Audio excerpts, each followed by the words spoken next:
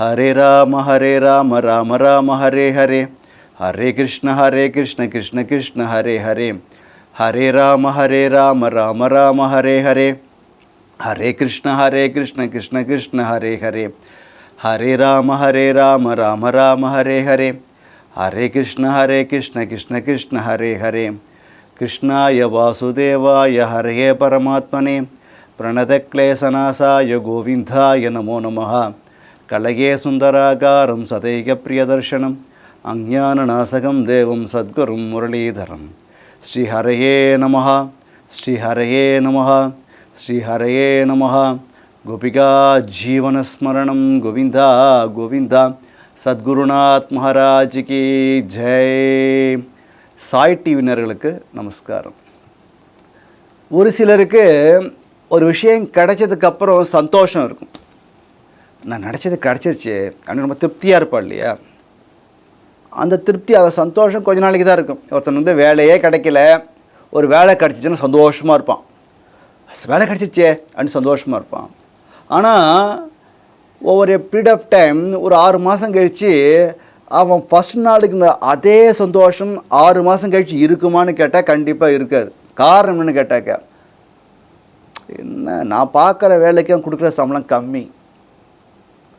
First சேர்றப்ப அவனுக்கு என்ன தோணிருக்குனாக்கா, ஆஹா நல்ல வேலை, நல்ல போஸ்ட்டு, நல்ல சம்பளம். அப்புறம் அங்கே போனதுக்கப்புறம் ஒரு 6 மாதம் கழிச்சு இதோட ஒரு பெட்டர் பொசிஷன் கிடச்சிருக்கலாம், இதோட நல்ல சேலரி கிடைக்கலாம் அப்படின்னு கொஞ்சம் அவனோட மொராலிட்டி லெவல் கொஞ்சம் குறையும்.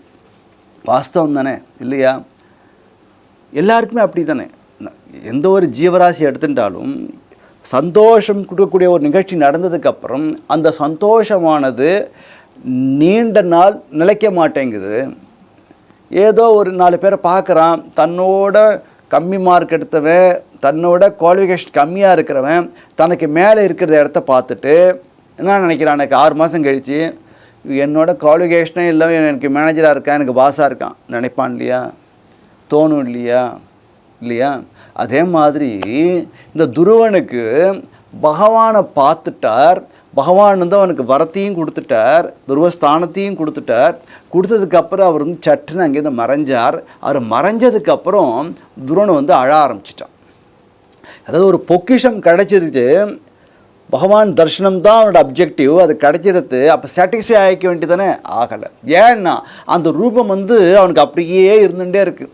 அதையே நினச்சிட்டு இருக்கான். அவர் வந்த ஒரு அழகு, அவர் பேசின அழகு, இதை பற்றியே சிந்தனை பண்ணிகிட்டே இருக்கிறதுனால அவர் மறைஞ்சதுக்கப்புறம் போயிட்டாரே. இப்போ நம்மளே திருப்பதிக்கு போகிறோம், பெருமாளை பார்க்குறோம், ஒரு 5-6 மணி நேரம் கீழே நின்று கஷ்டப்பட்டு கோவிந்தா கோவிந்தான்னு நியூவில் போட்டு தள்ளு முள்ளெல்லாம் நடந்து கிட்ட வரப்போ ஒரு 5 செகண்ட் கூட இருக்க விட மாட்டேன்ட்டா ஜரகண்டி தள்ளி விட்டுறா இல்லையா? இவ்வளோ தூரம் கஷ்டப்பட்டு எதுக்குன்னா பெருமாளை பார்க்குறதுக்கு. அந்த பெருமாளை பார்த்ததுக்கப்புறம் ஒரு 5 நிமிஷம் நம்ம வெளில வந்துடுறோம் இல்லையா? அப்போ என்ன நினைக்கிறோம், இன்னும் ஒரு கொஞ்ச நேரம் இருந்து நல்லா இருந்திருக்கும் இல்லையா? இன்னும் நல்லா பெருமாளை பார்த்துருப்பேனே, கோவிந்தனை நல்லா பார்த்துருப்பேனே, பெருமாளை நல்லா பார்த்துருப்பேனேன்னு தோணும் இல்லையா? அதே மாதிரி துருவனுக்கு இங்கே தோன்றுறது. அழறான், எனக்கு வந்து கிடச்சி இப்படி ஆயிடுத்தேன்னு ஒரு திருப்தி இல்லாமல் இருக்கான்றார். நாதி பிரீத்தகா அப்படின்றார். அதாவது திருப்தியே அடையலையா. பகவான் கிடச்சும் சனகா எந்த ஒரு பகவான் எல்லாருக்கும் துர்லபமோ அவர் எனக்கு எழுத்தாப்பில் வந்து என் கூட பேசிட்டு பட்டுன்னு மறைஞ்சிட்டாரேன்னு நினச்சி அழுதுன்ட்டு இருக்கான். உடனே வந்து விதுரர் கேட்கிறார், துருவனுக்கு தான் வந்து பகவான் காட்சி கொடுத்துட்டானே, எதனால் அவனுக்கு கலக்கம் இருக்குது, எதனால் வந்து கலக்கம் இல்லை, எதனால் வந்து அழறான் அப்படின்னா, எனக்கா துர்லபம், ரொம்ப துர்லபமாச்சு, பகவானோட தரிசனம் கூட ரொம்ப துர்லபமாச்சு, அது கிடச்சிருக்கு. அவனோட ஹரேஹே சரணார்த்தி நார்ஜிதம், அவனையே அடைக்கலமாக அடைஞ்சி அவன் திருவடியே கதின்னு இருந்து பகவானை பார்த்துட்டா, அதுக்கப்புறம் அவனுக்கு எதுக்கு வந்து ஒன்றுமே வந்து தன் காரியம் நிறைவேறலை நினச்சிட்டு எதுக்கு வருத்தப்பட்டான் அப்படின்னு விதுரர் கேட்டதும் மைத்ரேயர் சொன்னார், இப்போ துருவன் வந்து சொல்கிறது வாஸ்தவம் தான், எந்த ஒரு சனகாதிகளுக்கு கூட ரொம்ப துர்லபமோ அப்படிப்பட்ட அவளை எப்படி இருக்காங்க, எப்போதும் பகவான் திருவடியே கதின்னு இருக்கா, அப்படிப்பட்டவர்கள் ஆசிரிக்கக்கூடிய அந்த பகவானை நான் 6 மாதத்தில் பார்த்துட்டேன். அது வந்து என்னோட ஒரு சாமர்த்தியம் கிடையாது, என் குருநாத நாரதரோட கிருபை, பகவானோட பரம கிருபை, பரம தயாளு அவன். அதனால் வந்து எனக்கு வந்து தர்ஷனம் கொடுத்தான், காட்சி கொடுத்தான். ஆனால் நான் என்ன பண்ணியிருக்கேன்னு கேட்டாக்க, அவரை பார்த்துட்டு இந்த சம்சார பந்தத்தை வேற இருக்கக்கூடிய அந்த பகவானை பார்த்துட்டு அவனோட திருவடியை அடைஞ்சும் நான் என்ன கேட்டேன்னாக்கா, நிலையற்ற பொருளை தானே கேட்டேன் இல்லையா? அவன் சொல்கிறான், பாதமூலம் கத்வா அந்தவது அயாச்சேன்றார். அவனோட பாதம் மூலத்தையே நான் தரிசனம் பண்ணதுக்கு அப்புறமும் கூட, பகவானையே பார்த்ததுக்கும் அப்புறம் கூட நான் என்ன கேட்டேன்னாக்க, இந்த லோகாயமான விஷயங்கள் தான் கேட்டிருக்கேன். திருவடியை பார்த்தும் என்ன பண்ணேன்னாக்க, பற்று தான் பொருள் தான் நிலையற்ற பொருள் தான் கேட்டிருக்கேன். யாரெல்லாம் கீழே விழுந்துட்டாலோ, யாரெல்லாம் பொறாமையாக இருக்காளோ, அவெல்லாம் என்ன பண்ணுறானாக்க, இந்த தேவர்கள் தான் வந்து நான் தபஸ் பண்ணுறது பொறுக்காமல் பகவானை பார்த்து நீ காட்சி கொடுக்கணும்னு சொல்லிட்டா. அதனால் வந்து என்ன ஆயிடுச்சுன்னு கேட்டாக்க, இந்த நாரதர் சொன்னக்கூடிய அது உண்மையான வார்த்தையை நான் வந்து ஃபாலோவே பண்ணலை. அவர் தத்தியம் நாரத வச்சக்கா ந அக்ராகிஷம்ன்றார். நாரதர் சொன்ன விதத்தை நான் இது பண்ணேன். ஏன்னா வந்து என்னோடய புத்தியானது கொஞ்சம் நேரத்துக்கு வந்து தேவர்கள் வந்து கன்ஃபியூஸ் பண்ணி விட்டா அப்படின்னு அவன் சொல்கிறான், துருவன் சொல்கிறான். என்ன என்ன பொறாமல் அசூய அவளுக்கு நான் தபஸ் பண்ணுறேன் அப்படின்ட்டு. அதனால் வந்து என்னோடய மைண்டை வந்து சித்தத்தை வந்து இது பண்ணிட்டா. அதனாலே நாரதர் சொன்ன அந்த ஒரு விஷயத்தை வந்து நான் கடைப்பிடிக்கவே இல்லையே. பண்ணியிருக்கா, ஆனால் சொல்கிறான் அவன். எப்படி வந்து யாரெல்லாம் வந்து நன்னா தூங்கிகிட்டே இருக்கா, கனவுல பார்த்ததையே பார்த்துட்டு அது நிலையில் இருக்கு, முழிப்பு வந்ததுக்கப்புறம் பார்த்தா அது கிடைக்கலன்னு சொன்னாலும் வருத்தப்படுவான். அது மாதிரி நானும் வருத்தப்படுறேன் அப்படின்னு சொல்லிட்டார். யாருமே வந்து அணுகவே முடியாத, ரொம்ப ஈஸியாக இல்லாத பகவான் எனக்கு முன்னாடி வந்தும் நான் என்ன பண்ணிட்டேன்னு கேட்டாக்க, ஒரு வரத்தை போய் கேட்டு வந்திருக்கேன். எனக்கு வரத்தை கொடுத்துருக்கார். நான் உன் கூட போனேன்னு தோணவே இல்லையே. போகிறான், 36 வருஷம் கழிச்சு போகிறான், அது அடுத்த விஷயம். ஆனால் சொல்கிறான், நான் வந்து என்ன பண்ணிட்டேன்னு கேட்டாக்க, எப்படி வந்து ஒரு செத்து போனவனு இறந்தவனுக்கு வந்து வைத்தியம் பண்ணுறாளோ, ஒருத்தன் போயிட்டான், போனவனுக்கு வைத்தியம் பார்த்து என்ன பிரயோஜனம், அது மாதிரி வீண் எனக்கு வந்து கதாயுஷிம் சிகிச்சையை வியர்த்தம் அப்படின்றார். அதாவது இறந்து போன ஒரு பிரேதத்துக்கு அதுக்கு என்ன தான் சிகிச்சை கொடுத்தாலும் அந்த பிரேதம் ஏந்திரிக்க போகிறது கிடையாது. அது மாதிரி நான் வாங்கின வரம் அப்படி இருக்குது அப்படின்றான். அதிர்ஷ்டமே இல்லாத நான் பாக்ய விவர்ஜிதகா, நான் பாக்ய வர்ஜிதகா தான் அவன். ஆனால் எனக்கு சொல்கிறான் பாக்ய விவர்ஜிதகான்ற. நான் எனக்கு அதிர்ஷ்டமே இல்லை. நான் என்ன பண்ணேன்னாக்க, நான் சம்சார வாழ்க்கையை போய் கேட்டேன் பகவான்கிட்ட போய்ட்டு. அகம் பவம் அயாச்சே. நான் என்ன கேட்டேன் அப்படின்னாக்க, இந்த சம்சார சுகம் தான் எனக்கு கேட்டிருக்கேன். இந்த வரத்தை போய் நான் கேட்டேனே பகவானை பார்த்துட்டு. பகவானை பார்த்து எனக்கு ஒன்று வேணான்னு சொல்லியிருக்கணும், அதை விட்டுட்டு நான் வரத்தை கேட்டு வந்திருக்கேனே. நான் வந்து என்ன பண்ணியிருக்கேன்னாக்கா, ஒரு இறந்து போனவனுக்கு வைத்தியம் பண்ணுற மாதிரி தேவையில்லாத நான் என்ன பண்ணியிருக்கேன், வரத்தை கேட்டு வந்திருக்கேன். எப்படி வந்து தரித்திரன் என்ன பண்ணுறான் அப்படின்னாக்க, ஒரு உண்மையை வேண்டின்ற மாதிரி தரித்திரத்தில் இருக்கான், கேட்காது நன்னா கேட்கணும் இல்லையா, அதை விட்டுட்டு ஒரு உண்மையை போய் கேட்டுருக்கான். மோட்சத்தையே கொடுப்பான் பகவான், அவன்கிட்ட போய்ட்டு வரத்தை போய் கேட்டிருக்கேனே, சே கஷ்டம் அப்படின்ட்டு தனக்குத்தானே அழுதுட்டு கண்களில் தார தாரையாக கண்ணீர் வருது. குழந்தையோனும் துருன் அப்படியே அழுதுன்ட்டே வரான். இப்போது யார் ஒருவர் பகவானை பார்த்துட்டாலோ ஆட்டோமேட்டிக்காக எல்லாருக்குமே அவன் மேலே பிரீத்தி வரும். ஏன்னா பகவானை பார்க்குற வரைக்கும் தான் அந்த தேஜஸ், பகவானை பார்த்த தேஜஸ், பகவானை ஸ்பர்ஷம் பட்டது, பகவானை ஸ்துதி பண்ணது, பகவானை அனுகிரகம் பண்ணது, அதுக்கப்புறம் அந்த பர்சனோட அந்த மனிதனோட லைஃப் ஆனது டோட்டலாக சேஞ்ச் ஆகிடும் இல்லையா. இல்லை பகவத் சாட்சாத்காரம் ஆற வரைக்கும் தான். சாட்சாத்காரம் ஆகிடுது அப்படின்னு சொன்னாக்க அதுக்கப்புறம் நிலை வேறு, அந்த நிலையே வேறு இல்லையா. அது மாதிரி அந்த துருவன் பார்க்கறதுக்கு நம்ம பலன்னு இருக்கான். ஏற்கனவே 5 வயசு குழந்தை ரொம்ப தேஜஸ்வியாக இருப்பான். அந்த தேஜஸை பார்த்து தான் வந்து அவள் பொறாமப்பட்டு சுருச்சி அம்மா விரட்டி விட்டான், என் வயிற்றுல வந்து போடா அப்படின்ட்டு. அப்படி அழகாக இருக்கக்கூடியவன் இப்போ பகவானை பார்த்து இன்னும் அழகு வந்து அப்படியே இன்னும் பலபலன்னு ஆகிட்டான் பார்க்குறதுக்கு. பகவான் பார்த்ததுக்கப்புறம் இந்த குழந்தை திரும்பி வருதுங்கிற விஷயத்த உத்தான பதனை கேள்விப்பட்டான். உடனே என்ன பண்ணான்னாக்க, சகல வாத்திய கோஷங்களோட சகல மரியாதையோட யானைகள்லாம் வரவழைச்சி பட்டத்து யானை அழைச்சிட்டு வந்து எழுத்தாப்பில் வந்து என்ன அப்படின்னா, அந்த துருவன் வரப்போ அவனுக்கு நல்ல ஒரு வரவேற்பு கொடுக்கணும்னு ஏற்பாடு பண்ணுறான். ஏன்னா தன் குழந்தை 5 வயசு குழந்தை காட்டுக்கு போயிட்டு காடை பார்த்துட்டு வருது. காட்டில் காடை பார்த்துட்டு வருது. அதனால் அந்த குழந்தைக்கு நல்ல ஒரு வரவேற்பு கொடுக்கணுங்கிறதுக்காக சகல மரியாதைகள்லாம் எடுத்துட்டு எதிர்கொண்டு அழைக்க வரான். வந்து குழந்தைய பார்க்குறான் உத்தானபாதன். அப்பா என்னதான் வந்து அன்னைக்கு வந்து பாராமுகமாக இருந்தாலும் மனசுக்கு அடிச்சுக்கிறது துடிக்கிறது. ஆனால் நாரதர் சமாதானம் அப்படித்தான் தன்னை கட்டுப்படுத்தின்னு இருந்தார். இப்போ எடுத்தாலும் குழந்தைய பார்த்ததும் அப்படியே உச்சி முகர்றான், கட்டிக்கிறான், தூக்குறான், கொஞ்சறான். என் முத்தே என் தங்கமே நன்னா இருக்கியாடா, சாப்பிட்டியாடா, நன்னா இருக்கியாடா அப்படின்னு முச்சு முகர்றாரு. ஆனால் தெரிஞ்சு பகவானை பார்த்துட்டான்னு தெரியறது இல்லையா. உடனே வந்து சந்தோஷப்பட்டு முச்சு முகர்றார். அவள் சுருச்சி இருக்கா. உத்தானுபாதன் கட்டின்டாங்கிறது பெரிய விஷயம் இல்லை. ஆனால் சுருச்சி அவள் தானே சொன்னா, சூழ்ச்சி பண்ணி அவனை அமுச்சு விட்டா. அவள் வந்து அழுதுண்டே அவன் கட்டின்ட்டு தங்கமே நான் தெரியாமல் சொல்லிட்டேன்டா குழந்தை அப்படின்னா. ஏன்னா எப்போ வந்து பகவானை பார்த்துட்டாலோ எதிரி கூட நண்பனாக விடுவாள். தேஷமே இருக்காது அவள்கிட்ட. வேஷமே போட்டால் கூட வேஷம் இருந்தாலோ இல்லை துவேஷம் இருந்தாலும் எல்லாம் போயிடும். பகவானை பார்த்தவாளை பார்த்துட்டா எல்லாம் போயிடும். சுருச்சி வந்து அவனை வந்து கண்களில் கண்ணீர் மல்லுக்கு அவனை எடுத்து வாரி அடித்து கட்டிக்கிறான். சுனிதி தன் பெத்த அம்மாவும் அந்த குழந்தைய ராஜா தங்கமே கட்டிக்கிறான். பார்த்தா அந்த குழந்தைகிட்ட வந்து ஒரு இதுவே இல்லை. 5 மாதம் 6 மாதம் ஒன்றும் சாப்பிட்லையேங்கிறதுனால அந்த குழந்தை அடைச்சிலாம் என்ன பகவானோட ஸ்பர்ஷம் பட்டதுனால அவனுக்கு திவ்ய ரூபம் வந்துடுது. அவனுக்கு பலபலன் இருக்கான், தேஜஸ்வியாக இருக்கான். உடனே அந்த தன் குழந்தைய என்ன பண்ணான் உத்தானுபாதன், பட்டத்து யானையில் அவனை மேலே உட்காத்தி வச்சுட்டு இன்னொரு பையன் உத்தமனையும் மேலே உட்காத்தி வச்சுட்டு ஊர்வலம் எல்லாரும் ஜே துருவனுக்கு ஜே துருவனுக்கு ஜே துருவனுக்கு ஜேன்னு சொல்கிறான். அதுக்கப்புறம் உத்தானுபாதன் தன் குழந்தைய துருவனையும் உத்தமனையும் சமமாக நடத்தினான். சுருச்சியையும் சுனிதியையும் சமமாக நடத்தினான். 2 பேருக்கு மரியாதை கொடுத்துட்டு இருந்தான் அப்படின்ற ராஜ்யம் போகிறது. இந்த துருவன் கொஞ்ச காலம் உத்தானுபாதன் வயசானதுக்கப்புறம் தன் ராஜ்யத்தை துருவன்கிட்ட ஒப்படைச்சிட்டு அவன் காட்டுக்கு தபஸ் பண்ண போயிட்டான். உத்தமன் என்ன பண்ணான்னா ஒரு வாட்டி வந்து வேட்டையாட போகிறச்ச ஒரு யக்ஷனால் கொல்லப்பட்டான் உத்தமன். இந்த விஷயத்தை வந்து துருவன் கேள்விப்படுறார். துருவன் கேள்விப்பட்டு அந்த யக்ஷலோகத்தில் போய் சண்டை போடுறான். சண்டை வந்து ரொம்ப உக்கிரமாக நடக்கிறது. குபேரனே வந்து எல்லா யக்ஷர்களும் போயிட்டே அவனுக்கு முன்னாடி யாரும் நிற்க முடியாது. பகவானோட கிருபை இருக்குது அவனுக்கு சாவும் கிடையாது. 36,000 வருஷம் இங்கே இருப்பான் அப்படின்னு டெஃபினட் அது. அதுக்கப்புறமும் அவனுக்கு சாவு கிடையாது. அவன் வந்து வைகுண்டத்துக்கு தான் போகிறான். துருவஸ்தானத்துக்கு போய்ட்டு அப்புறம் வைகுண்டம் போகிறான். அதனால் வந்து அவனை யாரும் ஒன்றும் பண்ண முடியாது இல்லையா. குபேரனே வந்து சண்டை போடுறான்.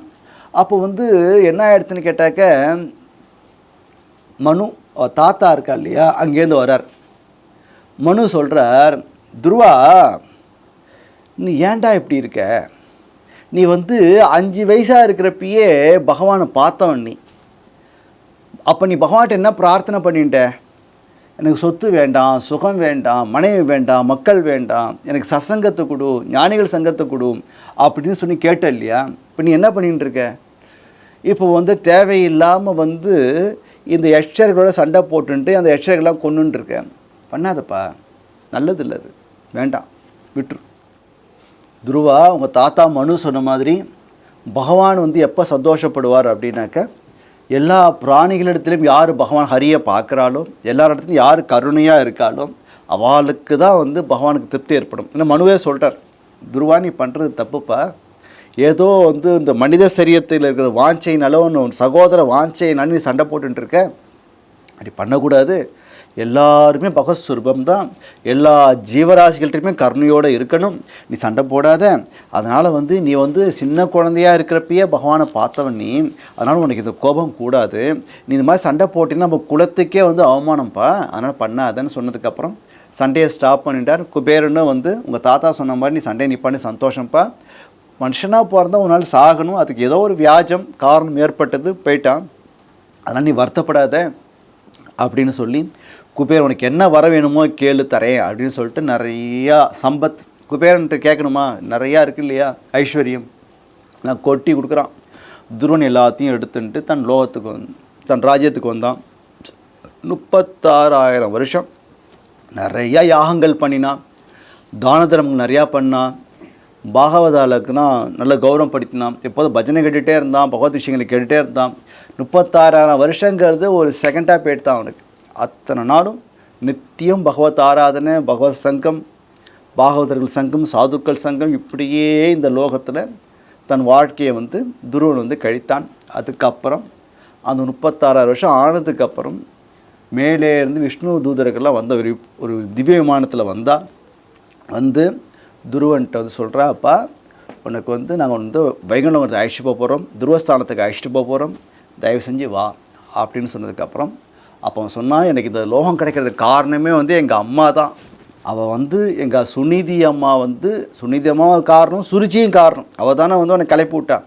அதனால் எங்கள் அம்மா சுனிதி அம்மா வந்து வைகுண்டம் போயிட்டாளான்னு கேட்டதும் அவன் சொன்ன, பாருப்பா உங்கள் அம்மா ஆல்ரெடி போயாச்சு, இல்லை இப்படிப்பட்ட ஒரு உத்தமனை வந்து கல்யாணம் பிள்ளையாக பெற்றிருக்கா, கண்டிப்பாக குலகோடி சமாயுக்தகான்னு சொல்லியிருக்கு. ஒரு வீட்டில் ஒரு பக்தன் இருந்தாலே அவன் கோடி குலம் உதாரணம் ஆகிடுறதுன்னு சொல்லியிருக்கு. அதனால் உங்கள் அம்மா நல்ல கதி அடைஞ்சிட்டா, நீ கவலைப்படாத, உன்னையும் அழைச்சிட்டு போகிறதுக்கு தான் வந்திருக்கேன் அப்படின்னு சொன்னதும் துருவன் வந்து அந்த விமானத்தில் ஏறப்போகிறான்.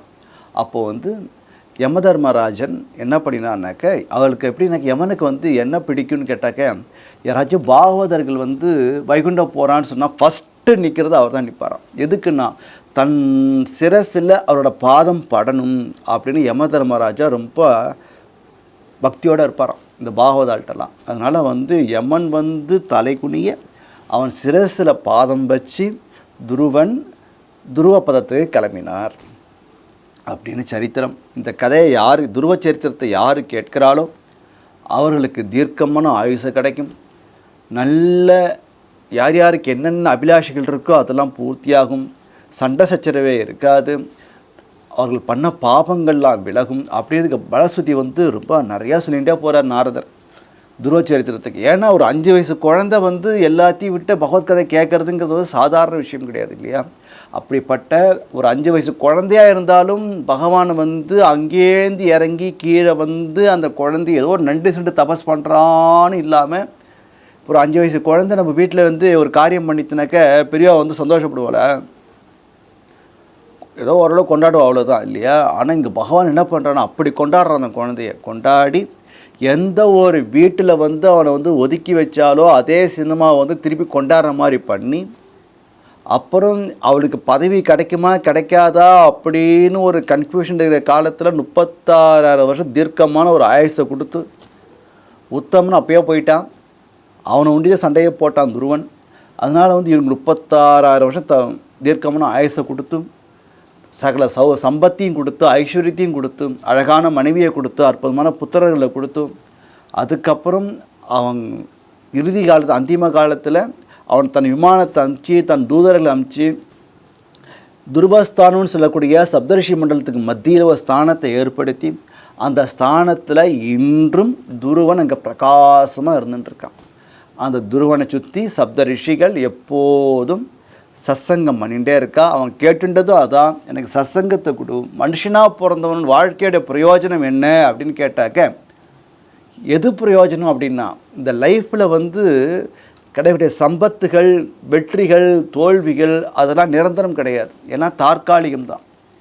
எது நிரந்தரம் அப்படின்னு கேட்டால், எந்த ஒரு வஸ்துவால் நம்ம இங்கே வந்திருக்கோமோ, எந்த ஒரு வஸ்துனால நம்ம கண்கள் பார்க்கின்றதோ, காது கேட்கின்றதோ, வாய் பேசுகின்றதோ, கைகள் மூமெண்ட்ஸ்லாம் இருக்கோ, அப்படிப்பட்ட அந்த பரமாத்மாக்கிட்ட போய் அடையணும் அப்படிங்கிறது தான் வாழ்க்கையோட தாத்பரியமே.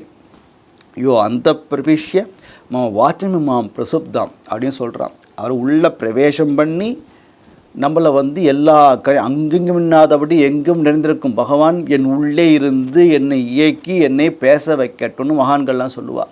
அப்படிப்பட்ட பகவான் உள்ளே இருக்கிறதுனால தான் நம்மளுக்கு வந்து இந்த சிந்தனையே வருது. பகவானை பற்றி பேசணும், அவன் என்ன பண்ணிட்டான், எனக்கு என்ன பண்ணிட்டான்னு நிறைய பேர் கேட்பா இல்லையா. என்ன பண்ணணும், இந்த ஜென்மா கொடுத்துருக்கானே இல்லையா. அதனால் என்ன நினச்சின்னு பகவான் என்ன நினச்சிட்டு இருக்கேன், நிறைய பேர் என்ன நினச்சிட்டு இருக்கானுக்கா, பகவானை எனக்கு எல்லாம் கொடுத்துடணும், நான் கேட்குறதெல்லாம் கொடுத்துடணும். கொடுப்பான், அதுக்கு ஏற்ற மாதிரி அவனை அது கொடுக்குற மாதிரி நடந்துக்கணும் இல்லையா. அவன் கேட்டதை கொடுக்கணுன்னு ஆசைப்படுற வாஸ்தவம். ஆனால் ஆஃபீஸ்லேயே வந்து ஹார்டு ஒர்க்கு பண்ணால் தான் வந்து இன்சென்டிவும் கிடைக்கிது, ப்ரொமோஷனும் கிடைக்கிறது. சும்மா டெய்லி போயிட்டு வரவாளுக்கெலாம், சீட்டு தைச்சிட்டு வரவாளுக்கெலாம் வந்து ஒரு ஒரு ரிவார்ட்லாம் கிடைக்காது. வேணால் சொல்லிக்கலாம், நான் வந்து 30 வருஷம் அப்போ இந்த கம்பெனிக்காக உழைச்சேன். ஹார்டு ஒர்க்குங்கிறது வேறு, டெய்லி போயிட்டு வர்றதுங்கிறது வேறு இல்லையா? பக்தி பண்ணுறதுங்கிறது வந்து பகவான் வந்து வச்சு கொடுப்பான்னு ஒரு ஆர்த்தியாவோ அர்த்தார்த்தியாவோ அதுவும் பகவான் ஏற்றுக்கிறான், சந்தேகமே கிடையாது. ஆனால் எந்த விதமான எதிர்பார்ப்பும் இல்லாமல் பண்ணக்கூடிய காரியங்கள் எல்லாமே கிருஷ்ணார்ப்பணம். பகவானுக்காக இந்த காரியத்தை பண்ணுறேன், பகவானுக்காக பண்ணுறேன், என் கிருஷ்ணனுக்காக நான் பண்ணுறேன், என் கிருஷ்ணனுக்காக நான் பண்ணுறேன்.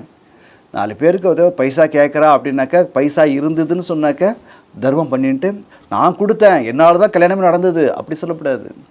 பகவான் எனக்கு பைசா கொடுத்துருக்கான், என்னை ஒரு கருவியாக வச்சுட்டு இந்த கல்யாணத்துக்கு உதவி பண்ணுற மாதிரி என்னை வச்சுருக்கான். ஏதோ 4 பேருக்கு வந்து படிக்கிறதுக்கு பைசா இல்லைன்னு சொன்னாக்க, தன்கிட்ட பைசா இருந்தாக்க அந்த 4 குழந்தைகள் படிக்கிறதுக்கு நன்னால் ஏன்ற உதவியை பண்ணினோன்னு சொன்னாக்க, அது பகவான் நம்மளை பண்ண வச்சான். எதுவுமே பகவானால் தான் நடக்குது. நம்மளோட சாமர்த்தியம் கிடையவே கிடையாது. ஏன்னா நன்னா நடந்து போயிட்டே இருக்கான், திடீர்னு பெராலிசிஸ் அட்டாக் வருது, கைகால் இழுத்துன்றது. நன்னா பேசிகிட்டு இருக்கான், திடீர்னு வாய் குளர்றது. நல்ல ஞாபக சக்தியோடு இருக்கான், டக்குன்னு எல்லாம் மறந்து போயிடுது.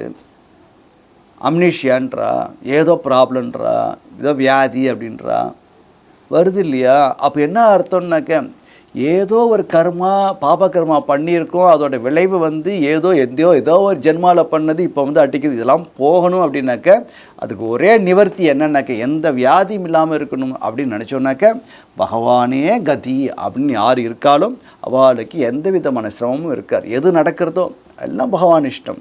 இன்றைக்கி இப்படி வச்சுருக்கானா பகவான் இஷ்டம், நாளைக்கு அப்படி வச்சுருக்கானா பகவான் இஷ்டம் அப்படின்னு வாழ்க்கை நடத்திட்டு போயிட்டுதுன்னு சொன்னாக்க, வாழ்க்கையில் எந்த வித சிரமமும் இருக்காது. அப்படி உத்தமமான துருவ சரித்திரம் பகவானோட பரம கிருபையினால் இதை நம்ம கேட்டோம். துருவ சரித்திர சாராம்சம் என்னன்னாக்கா, பகவான் வேணும்னு நினைக்கிறது ஞானம், இங்கேயே ஓனடுக்கு நினைக்கிறது அஞ்ஞானம். இதுதான் சாராம்சமே. எப்போதும் சத்சங்கம் வேணும், எப்போதும் சாதுக்கள் சங்கம் வேணும், பகவத் விஷயமே பேசிகிட்டு இருக்கணும், பகவானை பற்றி பகவான் நாமத்தை சொல்லிகிட்டே இருக்கணும். அப்படிங்கிறது தான் துருவ சரித்திரத்தோட ஒரு எசன்ஸு. மேற்கொண்டு நாளைக்கு பார்க்கலாம். சத்குருநாத் மகாராஜ் கி ஜெய்.